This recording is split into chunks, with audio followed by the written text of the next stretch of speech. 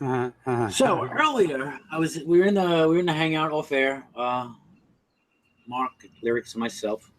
We were talking about you, Sid, and He went you pee-pee. said you saying you're a Zionist, and I have a little bit of confusion, to tell you the truth, because I look at it as a Zionist, right, a pure Jewish nationalist, someone who wants to get back to the roots of the land, right, having the historic land, and my understanding is that Israel claims hold to this land because of ultimately what's written in religious texts a long time ago, right? Declared by God. So I got a little confused because you say you're an atheist, but you are also a Zionist. So maybe you can make a clarification. What would you like me to clarify exactly there, Mr. Broto? How is one a Zionist and an atheist? Or maybe you tell me what. How do you figure there's a connection between the two? I told him there's not. But why shouldn't there be? A connection to what? Why should look an atheist? I'm an atheist, which is almost a let's say a philosophical position. Okay, and I'm a Zionist, which is also a philosophical position. But they're not in conflict with each other. And why do you think they are? Because it seems to me that ultimately the Zionist philosophy is based on some kind of religious belief. No, not at all. In fact, the Zionist philosophy is essentially Jewish nationalism and nothing to do with belief. Nothing to do with belief at all. In fact, I'll give you a little bit of a history. The Zionist movement only started around, I think it was the 1870s. You know, the time when Germany was uniting, anti-Semitism was at its highest. The czars were sending pogroms into the Jewish ghettos. You know, things weren't looking too good for the Jews. So it was really about a Jewish intellectual seeing all this and proposing maybe the Jews should have a homeland of their own so they wouldn't be persecuted like this. And that's how it started. But the homeland, right, is a specific area. Correct. Okay. Now, again, that is also as a result of politics. And it's not a religious thing. I understand that. It's politics. But isn't the claim on the land based on a religious belief that God gave them that land? No. Not, there are some people who say that, yes, but ultimately, no. Okay. In terms of history and in terms of international law, no.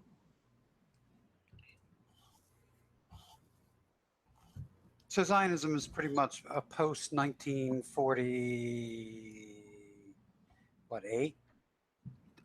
Didn't you hear me say like around 1870? Oh no. Yes, 1870. Around 1870, when the German Federation was kind of shrunk from over 300 states to something like, I don't know, 30 or whatever it was, and German nationalism was Germany was basically formed in 1870, and anti-Semitism was rife. The Dreyfus trial, around about the turn of the century in France, was an anti-Semitic spectacle, and so, like I said, there were the Jewish. Some people in the Jewish intelligentsia, they were very secular. They were not religious. They started talking about, with all this anti-Semitism, with all this anti-Jewish crime and pogroms and whatnot, don't you think the Jews should have a homeland of their own? They just posed the question. That's all they did. And once they posed the question, there were congresses, people, and there was talk about it. And Palestine was basically the place mentioned as the potential Jewish homeland. There were others, but Palestine was the one that was, I guess, settled upon for a number of reasons. I think the main reason was historical, and that Britain happened to take the province of Palestine away from the Ottoman Turks in 1917 when they defeated the Ottoman Turks. And the province of Palestine was not the little country of Israel as we see today. The province of Palestine was basically all of Israel, all of Gaza, all of the West Bank, and all of Jordan. That was the province of Palestine. Wow. In 1922, in 1922, because of the Arab riots and stuff, there was an accord where the Jordan River was used as a dividing line. Okay, so on the right of the dividing line, they called that territory Transjordan, and there was a stipulation that there's no Jewish immigration into that area, and the area to the west of the Jordan River, which is the current Israel, West Bank, and Gaza Strip, there was to be no Arab immigration into that area. Of course, as you can tell, it only worked on the west side of the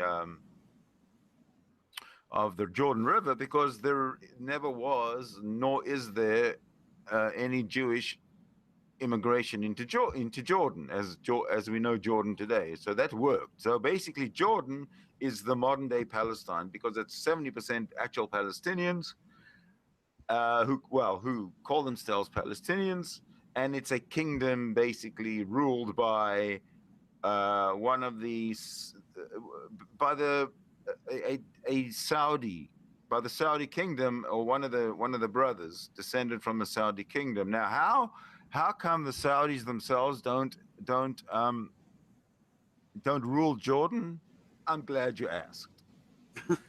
Turns out that when it came to the oil thing, the whole region of oil and British and Britain's interests,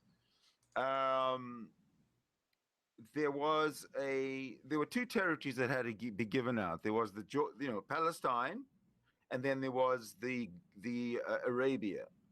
Okay, and there were two brothers.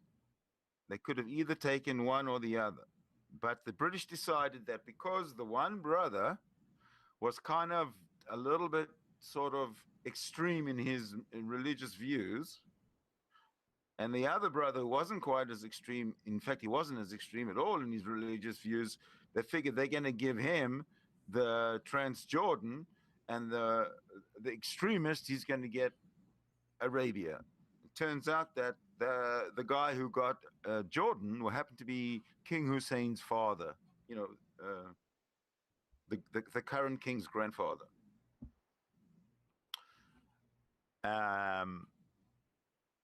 And so that is why they have what's now called Jordan. But now, it always was Palestine, certainly when the British took it over, and when the Ottoman Empire was governing the province of Palestine. That was Palestine, that whole huge big chunk of area, which most of it is Jordan right now.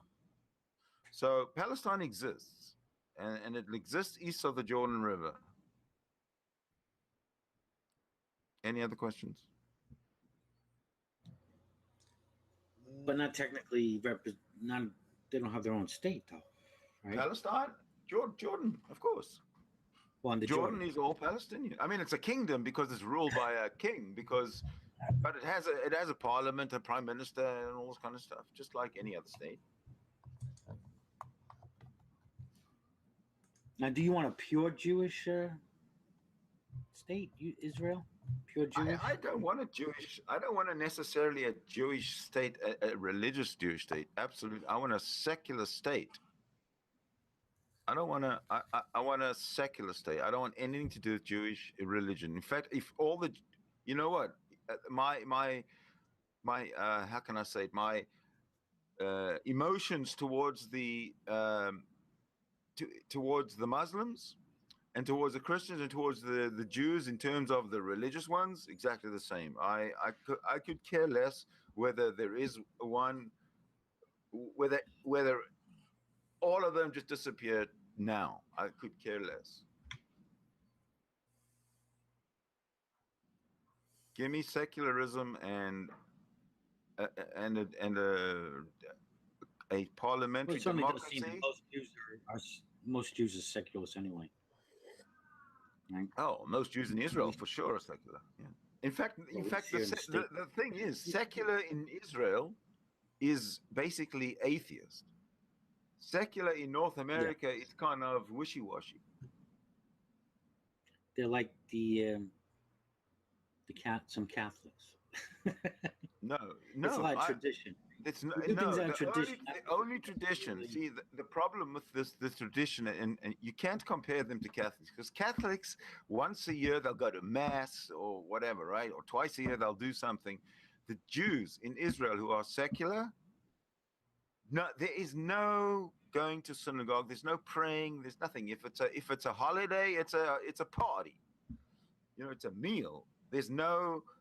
There might be dancing, there might be, whatever, but there's no praying. There's no religious part, or there's no religious segment to a secular Israelis. What about like Passover? I mean, they're doing the Passover Seder, right? Yeah, but it'll just be the dinner. Sometimes for the little kids, they'll do a little reading, a little kids book. But it'll all be just eating and that's it. Eating and fraternizing, because there is no religious aspect. Because I lived there. When I lived there for 3 fucking years, or not once did I go to synagogue. Not once was I even pressured to go to synagogue. Every single function I went to that was a Jewish function, like some kind of a religious function, was all food and people and secular, and there was no talk of religion. There was just no. It wasn't. What about the Sabbath? Let's say, what about like on the Sabbath? The Sabbath was no. People closed. No. I drove around just fine on the Sabbath. Nobody bothered me. The roads are not closed. I drove from Tel Aviv to Jerusalem on the Sabbath. I said. I'm not saying about bothering you. I'm just saying, like, say, were the streets more empty? Were a lot of businesses, if not most, closed on the Sabbath? No, there were businesses open on the Sabbath. I mean, not that I was a big consumer, but I mean, if I needed something, if I needed groceries, or if I needed to go to a movie, or yeah, I mean, the buses. The thing was the buses. The religious factions in the government had managed to stop the buses running on Saturdays, which was a bit of a hassle for those who didn't have a car. Right. But I remember going to movies. I remember the only day that you could sort of, drive a little kid could drive a little bike on a highway is on Yom Kippur, where everything was closed. The whole country just closed, which is the day, the Day of Atonement, the day where they fast. But no, the religious fast, and those that aren't religious, they just go out and have a good time. They go out and they go for a bike ride or a whatever, walk or. I understand, but for the most part, they're keeping to traditions. No.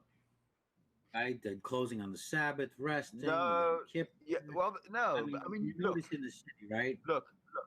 You go to work on a Friday. At least when I was there, you go to work on a Friday at 12 o'clock. That's the end of the Friday. That's the end of the day, of work day. So you wish everybody Shabbat Shalom, and off you go home. To me, it was just going home for the weekend, like I do now. Like people do now. You do nothing, but you read the newspaper, you watch a little television, you sleep, you hang out with your friends. Nothing religious about it. For those people who are religious, well, they can be religious, but we didn't mix. We never mixed. On Friday night, we'd go out and hang out on the open door cafes where everybody would, prance up and down. There were no religious people there. It was a whole different life. As an atheist, have you ever used your Jewishness to say take off of work? Never. Never once. Unless I worked for a company that actually was Jewish and took their days off work. The Jewish days off work. Right. Which I have done. Right. Because you were off anyway. They were giving you off anyway, so. Right. Well, never. I don't think I've ever done that in Canada, but definitely in Africa, because they stick together more because they're more sort of, you know, they I don't know. They have to stick together because there's so many different people there that you kind of gravitate towards what you know. Right. Whereas here, everybody's equal.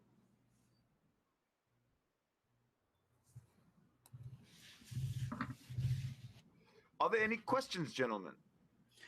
No, I just assumed, out of ignorance, that Zionism started with the drawing of a line in the sand. No, not at all. It's actually a pretty tragic story, Zionism and the British attempt to sort of play both sides of the field when it came to the Arabs and the Jews. You know, they promised both sides the same thing. They just really fuck things up. But at the end of the day, as you know, whoever's got the biggest, whoever wins the war, he's lucky enough to win the war and conquer the territory.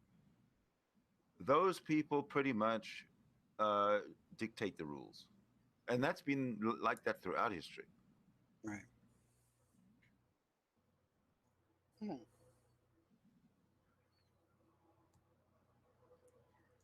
Are there any questions in the live chat? I do not see any questions. There are 6 people watching. You have a question for Sid and his Zionism? Have you a question for Brojo and his overwhelming surprise that as atheists and Zionists can be one and the same? Well, thank you for clarifying. Yeah, and there's 6 people watching and only 3 thumbs up, by the way. Oh, really? Already 3? I see 2. Yeah, I only see 2. But I'll give you a thumbs up. There you go. There's 3. as I'm looking at this Wikipedia, there is a religious Zionism. There's a cultural Zionism. Yes. Are you familiar with who's it? Ahad Hayam? Hayam? Achad Chaim? Ah, Jesus, don't talk like that. Is that what just can you just spell it again? AHAD. Yeah. HA apostrophe AM.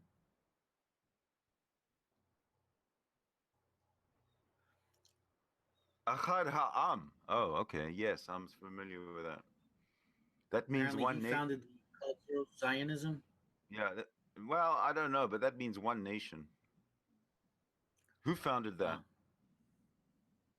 In Hebrew, Achad Ha'am means one nation. Okay, so then maybe I'm reading this wrong. Let me pull up back to the Wikipedia. That's Well, not okay. necessarily. You might not be wrong. I mean, in our tradition, we give names, like, Yeah. part of my name is Giridhari, which has to do with a physical location in India. Yeah, fair enough. I mean, that's a culture that goes back many years. Where people take their name from where they come from. Right.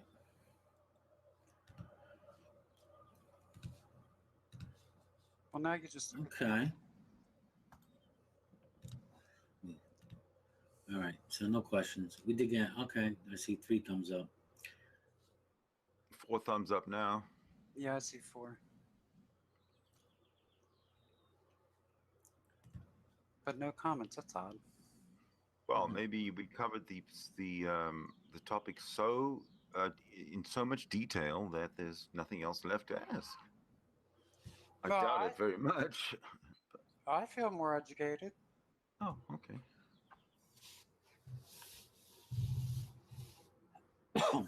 Now, if Lyrics was in here, I'm sure he'd be busting your balls about something. Lyrics is good for that. Lyrics? Nah, he doesn't know anything about anything. No, I was calling bullshit on a couple of your comments on the outside chat. Nah, he wouldn't do that. He wouldn't know the difference. Let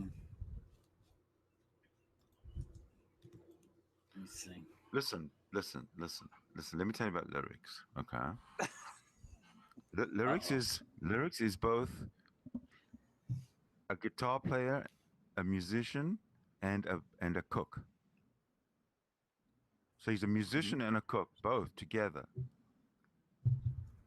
Okay? Fucking women must, they love him, right? That with you to absorb. I'm sorry, I didn't catch that last one. Just absorb the fact that he's a musician and a cook, and you're asking him to have an opinion on, history and history through the ages, and also current events. No, Lyrics is an intelligent guy. I do not say he isn't, but he doesn't do anything other than play the guitar and cook for the restaurant, cook for his job. I think he does a little bit more than that. Oh, what would that be? Watching CNN? Makes babies. Yeah, but you don't learn about current events and international politics by making babies. At least until you wait for your kid to go to college, to graduate political science, and then you have a sit down. You can learn everything, but that takes 24 years. It takes long. It takes long bus rides. Well, I mean, nowadays with when you're having sex, you're watching CNN, so you're learning something. You learned fake news from CNN, apparently.